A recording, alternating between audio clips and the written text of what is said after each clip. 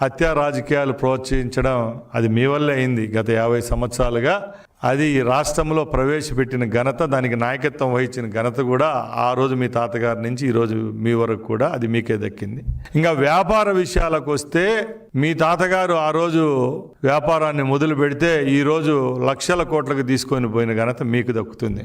ఎందుకంటే ఈరోజు ఒక చిన్న ఉదాహరణగా నేను చెప్తాను. కడప జిల్లా, ఉమ్మడి జిల్లాలో కోడూరు నియోజకవర్గంలో మంగంపేటలో ఎక్కడా దొరకని ఖనిజం బయరిటీస్ అంటాం, ముగ్గురాయి అంటాం. ఆ మైన్లు 40-45 సంవత్సరాల నుంచి ఆపరేట్ చేయడం జరుగుతూ ఉంది. ఆ రోజు మీ తాతగారి జన్మస్థలం, మీ యొక్క ఈరోజు ఉండే మీ నియోజకవర్గం ఏదో మనందరికీ తెలుసు. పులివెందల నుంచి కోడూరు నియోజకవర్గానికి వలస వచ్చి అక్కడ మీ తాతగారు ఎవరైతే దగ్గర పనిచేశారో వెంకటనరసయ్య గారు ఆయన మైన్ వాళ్ళది లీజుకు తీసుకుని ఆయన దగ్గర ఉన్నారో ఆయన్నే హతమార్చి ఆ మైన్ దక్కించుకునే ఘనత ఆ రోజు మీ తాతగారికి దక్కింది. అక్కడి నుంచి మీరు రాజకీయంగా ఎదగడం జరుగుతూ వచ్చింది. 7.5 ఎకరాలు ఏదైతే మైన్ ఉందో దాన్ని 1978లో మీ తండ్రి గారి పేరైన విజయలక్ష్మి మినరల్స్ ట్రేడింగ్ కంపెనీ పేరుతో ఆ రోజు మీ తాతగారు ఏర్పాటు చేసి దాంట్లో మైనింగ్ చేసుకుంటా ఈరోజు ఈ స్థాయికి రావడం జరిగింది.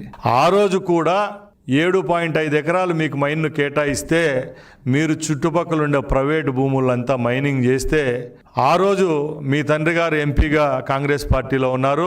ఇదే కాంగ్రెస్ పార్టీ ముఖ్యమంత్రిగా మర్రి చెన్నారెడ్డి గారు ఉంటే రాష్ట్ర వ్యాప్తంగా ఎక్కడ చూసినా దీని మీద చర్చ జరుగుతూ ఉంటే ఆ రోజు ఉన్న శాసనసభ్యులు శేషయ్యనారెడ్డి గారు బైరెడ్డి ఆయన నాయకత్వంలో ఒక హౌస్ కమిటీ వేస్తే హౌస్ కమిటీలో 13 మంది సభ్యులు నివేదిక అసెంబ్లీ సాక్షిగా సమర్పిస్తే దాంట్లో చేసిన తప్పులు ఎవరియో ఆ రోజు బహిర్గతం కావడం జరుగుతూ ఉంది.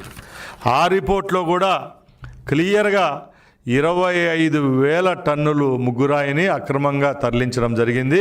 విజయలక్ష్మి మినరల్స్ పేరుతో చేయడం జరిగింది. దాని ద్వారా ఈ ప్రభుత్వానికి 24,21,2,500 రూపాయలు నష్టం జరిగింది.